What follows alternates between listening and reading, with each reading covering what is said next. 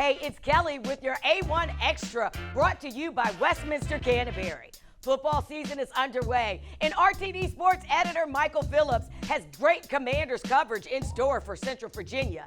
Here's Michael. I picked the Commanders to have a winning record this year, 10-7, and a playoff berth. I don't think I'm crazy yet. It's at FedEx Field in Landover, Maryland for the very first Washington Commanders football game on Sunday. Of course, that's their third name here in the last 4 years, and I was impressed by the crowd that turned out. It was not a sellout. I think interest is way down after about a decade now of pretty bad football teams in a row, but the diehard fans were into it, and Carson Wentz, the new Commanders quarterback, gave them a lot to cheer about. He threw for 2 touchdowns late in the game, very dramatic comeback after a little lull in the middle of the game. It was pretty exciting to watch. There was a lot of energy in the crowd. The Commanders' coverage is going to be very interesting this year because this is the first time post-COVID that we've been allowed to openly interview the players face-to-face before, which I think is going to really enhance the coverage. You think about some of the great stories that get done around the NFL and around football, they're almost all getting to know the players because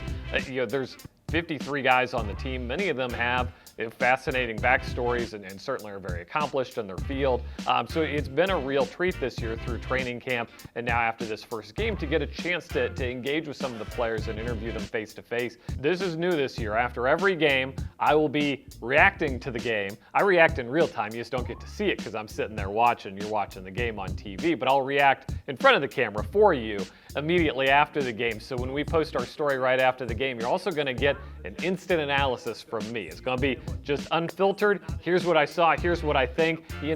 Sometimes I change my opinion as the week goes on. You talk to people, you learn things, you go watch a film, whatever it is.